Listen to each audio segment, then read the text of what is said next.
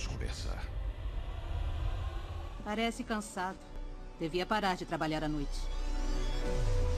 Olá, nerds de todo o multiverso. Eu sou Igor de Mello e algo que tem sido popularizado pelos grandes blockbusters, principalmente filmes de quadrinhos, tem sido a cena pós-crédito.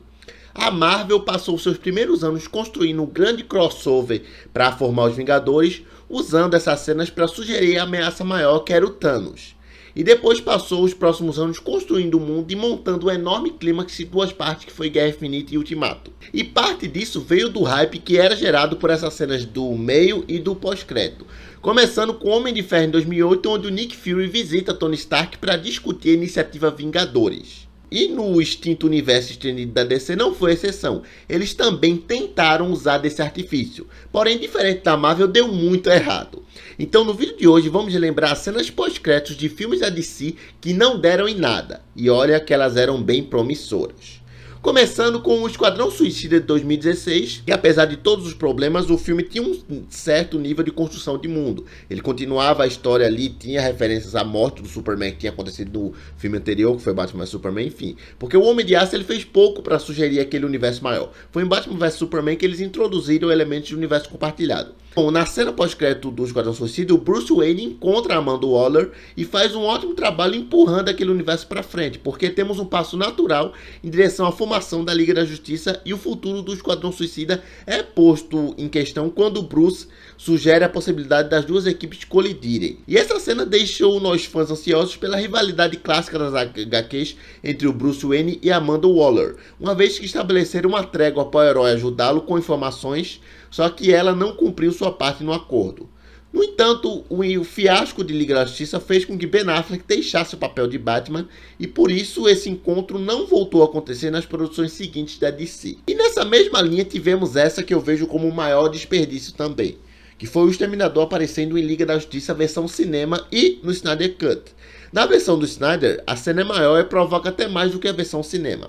Na primeira versão, a gente tem o Exterminador do Joey Manganiello, devidamente caracterizado com cavanhaque, grisalho e tapa-olho. O cara é a encarnação da vida real do Exterminador. Eu queria ter visto mais disso.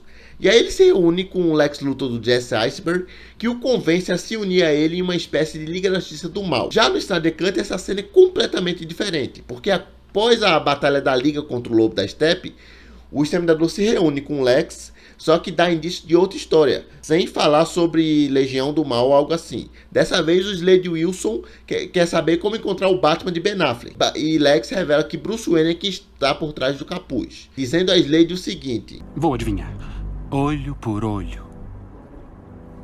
Isso sugere que foi o Homem-Morcego quem cegou o Slade e agora ele vai procurar vingança. Embora algumas linhas de diálogo na cena sejam iguais à versão anterior, o contexto é completamente diferente e indicava esse encontro entre o Slade e o Batman que aconteceria no filme solo do herói, que infelizmente nunca veremos. Assim também como nunca veremos o embate entre o Adão Negro de The Rock e o Superman de Henry Cavill.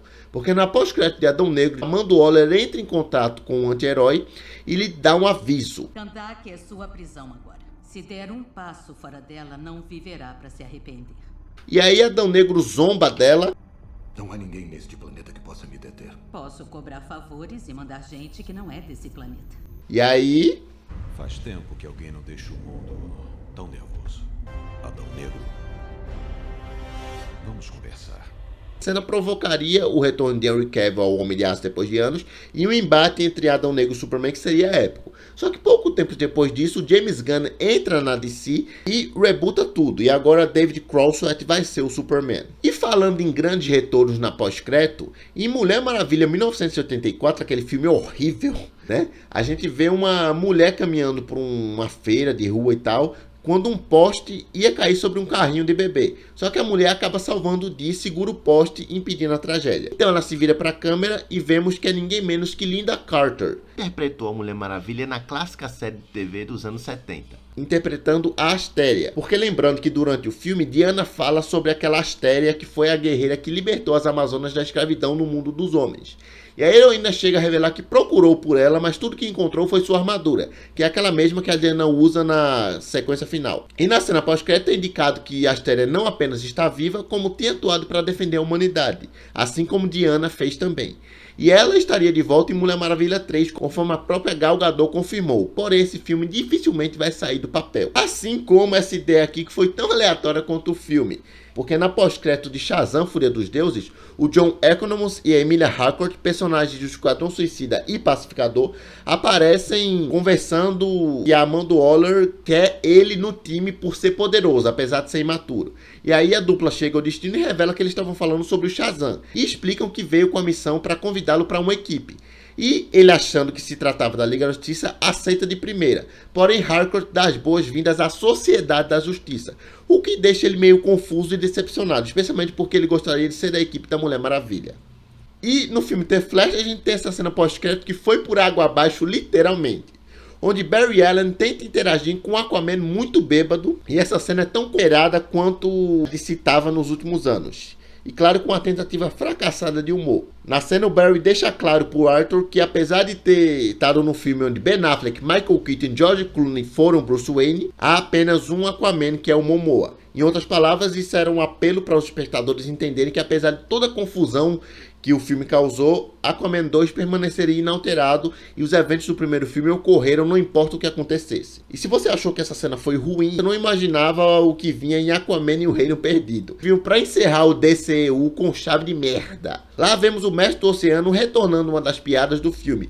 Durante o longa, o Aquaman fala para Orm sobre comidas da superfície, como hambúrguer e cerveja. Pra zoar o irmão, ele pega uma barata e finge que é uma iguaria. E aí ele come e acha legal. E na pós-crédito, o assunto é retomado, onde Orm é visto num pier lá, no barzinho, comendo hambúrguer. E esse momento é um sinal de que ele ouviu o irmão e decide recomeçar a vida como um habitante terrestre, aproveitando das coisas do mundo, né? Então, ele tá lá lanchando e passa uma barata na mesa, ele pega ela, bota no pão e come. Assim como The Flash, essa cena fez questão de ridicularizar o DCU, fechando ele da pior maneira possível, né? Mas vamos lá. Essa aqui eu achei até melhor do que a do Orm, porque em O Esquadrão Suicida de James Gunn, temos duas pós-créditos. A primeira, vemos que o Pacificador estava vivo, pronto para estrelar sua excepcional série comandada por James Gunn também.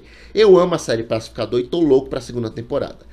Na outra cena é algo mais cômico, só que a gente descobre que o Doninha tá vivo e fugiu. E com James Gunn supervisionando os futuros filmes e séries da DC, é possível que vejamos ele reaparecendo em algum outro lugar, seja na série Creatures Commandos ou em outra produção. Mas eu quero ver o Doninha de volta, hein, James Gunn? E no filme Besouro Azul, que na minha opinião merecia mais, porque eu gostei daquele filme do elenco, na pós-crédito é revelado que o Besouro Azul Ted Kord está vivo e tentando voltar para casa. É uma cena legal porque ela responde de forma sutil o que aconteceu com o pai de Jennifer Kord, nossa querida Bruninha Marquezine. E até mesmo se esses personagens não aparecerem mais, ainda assim os espectadores ainda vão ter obtido uma resposta para esse mistério. Já na segunda pós-crédito do filme, eu como fã do personagem amei também, porque a sequência traz mais da animação em stop motion do Chapolin Colorado feita para o filme. O herói vivido pelo nosso eterno Chespirito aparece em Atrapalhadas Aventuras com a apresentação clássica. Queremos o Chapolin Colorado no DCU, viu, James Gunn? Agora, voltando para a Liga da Justiça versão cinema, nós temos a outra pós-crédito que mostra o Superman com aquele CGI horrível na cara para tirar o bigode do Henry Cavill. E aí ele tá conversando com o Flash e eles se preparam para correr um contra o outro em direção ao Pacífico. Clark brinca que se ele ganhar, Barry vai ser expulso da equipe. Então menciona que Bruce disse para que se Barry perder, ele tem que comprar o brunch para toda a equipe. Aquela piada horrível do brunch, né? Sendo retomada não sei para quê, mas enfim. E aí o Barry concorda, mas com a condição de que se ele ganhar, possa anunciar para toda a equipe que ganhou. Então eles apertam as mãos e correm sem mostrar de fato quem ganhou. Por fim, ainda falando de Liga da Justiça, vamos considerar essa como uma pós-crédito, que é a da Liga da Justiça de Zack Snyder, que foi uma dica do que ele pretendia fazer se continuasse no comando da DC.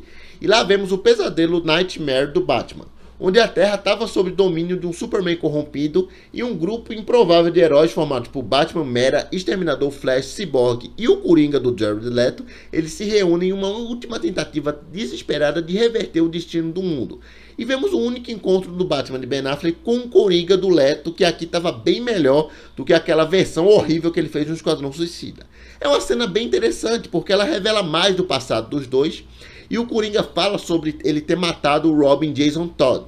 E seria legal ver mais daquilo, só que infelizmente não teremos mais e vida que segue. E essa aqui é um bônus do vídeo, porque embora não seja DCU, inicialmente ele seria, mas devido ao fracasso foi desconsiderado. Estamos falando do malfadado Lanterna Verde de 2011, protagonizado pelo Ryan Reynolds, que hoje em dia está aí arrasando no Deadpool. Eu espero que continue por muitos anos, que eu adoro o Deadpool do Ryan Reynolds. E apesar do grande fracasso do filme, é unânime que o Mark Strong foi incrível na pele do Sinestro. É um dos grandes, se não o maior inimigo do Hal Jordan.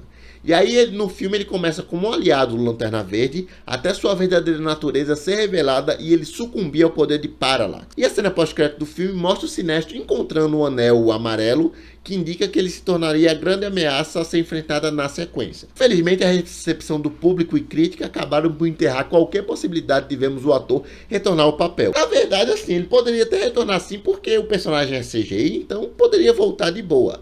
Mas enfim, né? Me diz aí quais dessas cenas pós-créditos você mais queria ver se pagar nos filmes da DC e quais suas expectativas para o DCU de James Gunn.